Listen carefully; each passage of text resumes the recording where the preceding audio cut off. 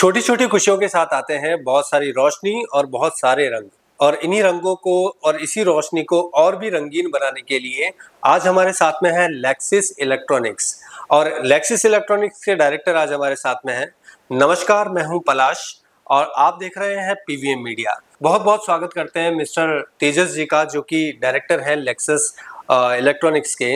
आइए जानते हैं कि एक छोटे से बिजनेस से इतना बड़ा एम्पायर इन्होंने कैसे खड़ा किया और आज इस मुकाम तक वो कैसे पहुंचे हैं। छोटी सी जर्नी से हमें बहुत कुछ आज जानने को मिलेगा। मेरे साथ बने रहिए। चलते हैं पहले क्वेश्चन की ओर। सबसे पहले सर, बहुत बहुत धन्यवाद आज के पॉडकास्ट में शामिल होने के लिए। आपका भी थैंक यू और लेक्सिस लाइट में भी आपका स्वागत है। जी, thank you so much sir. Sir, सबसे पहले हमारे दर्शकों को बताएं कि लेक्सिस इलेक्ट्रॉनिक्स की शुरुआत कब हुई और इतना जानदार शानदार डेकोरेशन, लाइट डेकोरेशन का आइडिया आपको कब और कैसे आया सर? सर, मेरा काम तो ये था नहीं पहले तो कि लाइट कैसे बनाए, लाइट क्या होती है, मैन्युफैक्चरिंग क्या होता है, ये हमारा विषय ही नहीं था, ये हमको पता ही नहीं था कुछ। ओके। लेकिन मैं पहले एक रत्न कलाकार था। रत्न कलाकार मतलब हमारे यहाँ रत्न कलाकार डायमंड जो घिसता है ना, उसको रत्न कलाकार बोलते हैं। तो मैं एक रत्न कलाकार था, मजदूरी कर रहा था। मतलब कारखाने में जाने का डायमंड का और 10, 12, 15, 20 डायमंड घिसना, उसका 200, 300, 400 रुपया रोज का मिलता था 2008 में। तो 2008 में हीरा में मंदी आया। मंदी मतलब सारे कारखाने बंद होने लगे और किसी को कुछ काम नहीं मिलता था। तो 2008 की मंदी में हमने डिसाइड किया कि भाई अब क्या करें। तो मेरा एक फ्रेंड था, वो लाइटिंग डेकोरेशन का करता था काम। तो मैंने उसको बोला, भाई मेरे को डेकोरेशन का काम करना है आपके साथ, तो आप मुझे पार्टनरशिप में या तो वर्किंग पार्टनर बना सकते हो। तो बोले मेरे पास 2 लाख का सामान है, 1 लाख रुपया आप डाल दो और आप पार्टनर बन जाओ, हम डेकोरेशन का साथ में करते हैं। तो मैंने कहीं से जुगाड़ किया पैसा का, ऐसे वैसे, थोड़ा यहाँ से थोड़ा यहाँ से, वो थोड़ा ब्याज पे लेके उसके साथ पार्टनरशिप किया। तो हमने धीरे धीरे धीरे लाइट का काम आगे बढ़ाया। तो समझो किसी की शादी है, किसी के वहाँ इवेंट्स है, कोई भी मतलब कोई टेंट है, सप्ताह है, तो उसमें हर जगह पे हम लाइट लगाने जाते थे। खंबे पे चढ़ के लाइट लगाते थे, किसी के मंडप में लाइट लगाते थे। ऐसे आगे बढ़ते बढ़ते बढ़ते हमने उसमें तो काफी रिस्पॉन्स मिला हमें डेकोरेशन में। बाद में मैन्युफैक्चरिंग में आने का एक आइडिया मिला। कैसा कि भाई एक बंदा लाइट बना रहा था, तो वो बंदे के पास हमने लाइट लिया, तो लाइट हमको अच्छा लगा, तो हमने देखा। उसके बाद हमने उसका मटेरियल ढूंढा मार्केट में, वो लाइट बनाया। वो लाइट हमने हमारे यूज के लिए बनाया था पहले। लेकिन वो लाइट इतना अच्छा बना के सब लोग मांगने लगे कि भाई हमको भी ये लाइट चाहिए, हमको भी ये लाइट चाहिए। तो हमें लगा ये लाइट सब मांग रहे हैं, तो चलो बेचना चालू करते हैं। तो पहले वो लाइट को 500 लाइट बेचा, तो रिस्पॉन्स अच्छा मिला, सबको अच्छा लगा। वापस 1000-1500 लाइट बनाया, तो वो बेचा, तो लोग ज्यादा मांगने लगे। तो उससे हमें आइडिया मिला कि चलो अब मैन्युफैक्चरिंग का चालू करते हैं। तो छोटा सा मैन्युफैक्चरिंग का यूनिट चालू किया, कहीं से पीसीबी लिया, कहीं से ड्राइवर लिया, कहीं से हाउसिंग लिया, और चालू करके एक लाइट बनाया और बेचने का चालू किया। उसके बाद धीरे धीरे धीरे धीरे हमने खुद का ही इन हाउस चालू किया। मतलब डाई वगैरह खुद का बनाया, लेंस वगैरह खुद का बनाया, वो बना के नया नया मॉडल लाइट का हमने बना दिया।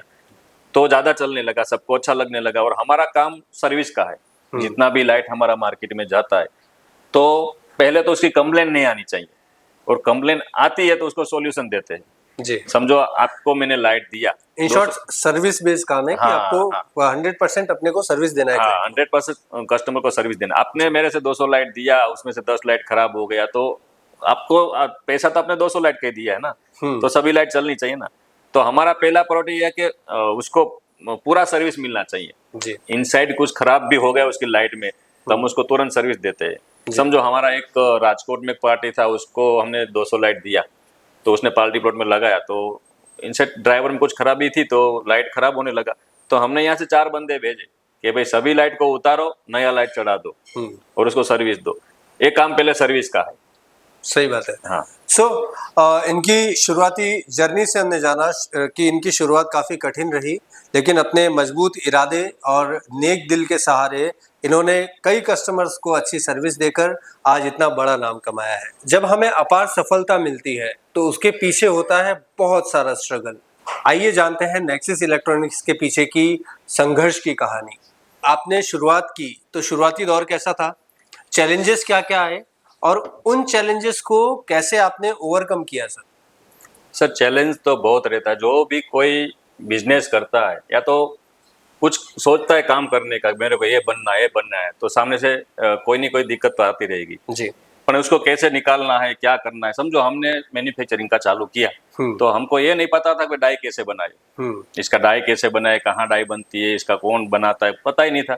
एक बंदा ढूंढा, डाई बनाया, तो डाई में हमने 15 लाख का खर्चा कर दिया, डाई क्रैक हो गया, 15 लाख का नुकसान हुआ। वापस उस डाई मेकर ने उसमें ज्यादा वेट डाल दिया, तो ज्यादा वेट जाने से लाइट महंगी हो गई, तो उसमें लॉस हुआ। और 5,000 लाइट बनी था, लाइट डाई क्रैक हो गई, तो हमने उस टाइम पे फर्स्ट टाइम पे जहां हम चढ़ाव था उस टाइम पे हमको 30 लाख का लॉस हुआ चढ़ाव के टाइम पे। तो ऐसे ही हो गया, सीधा नीचे चले गए। बाद में सोचा कि भाई उसको कैसे निकले, तो धीरे धीरे धीरे धीरे सारे चैलेंज को उतार चढ़ाव कर निकालते निकालते दूसरा डाई बनाया, उससे रिकवरी किया धीरे धीरे धीरे धीरे। उसके बाद मार्केट में कुछ नया दिखता है तो उसमें से नया डाई बनाते, और वैसे वैसे उसको आगे बढ़ाते गए लाइट को। और आज पहले हमने एक प्रोडक्ट बनाया था, एक ही लाइट बनाया था, एक डाई बनाने जाओगे तो 20 लाख का खर्चा होता है। अभी हमारे पास लगभग 12 से 15 डाई है। तो जैसे जैसे जैसे उसमें से हमको अच्छा अच्छा लगता गया, वैसे वैसे हम डाई बनाते गए, और पूरी प्रोडक्ट हमारी खुद की ही है अभी, और हमारा प्रोडक्ट अभी पूरा ऑल इंडिया में जा रहा है। ओके सर, आपके प्रोडक्ट से मुझे याद आता है कि दर्शकों को बताएं कि आप क्या क्या मार्केट में सर्व करते हैं, आपके रेंज ऑफ प्रोडक्ट क्या क्या है, और किस तरह की लाइट आप मार्केट में देते हैं सर, मैन्युफैक्चर करते हैं?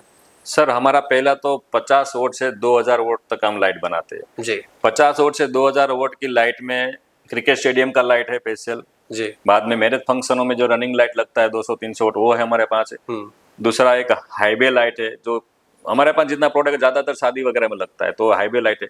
और सबसे यूनिक एक मेरे पास स्पॉट लाइट है, जो पूरे इंडिया में किसी के पास नहीं है। Okay. हमारे पास एक ऐसा मॉडल है स्पॉट लाइट जो किसी के पास नहीं है पूरे इंडिया में, और वो भी ज्यादा से ज्यादा चल रहा है।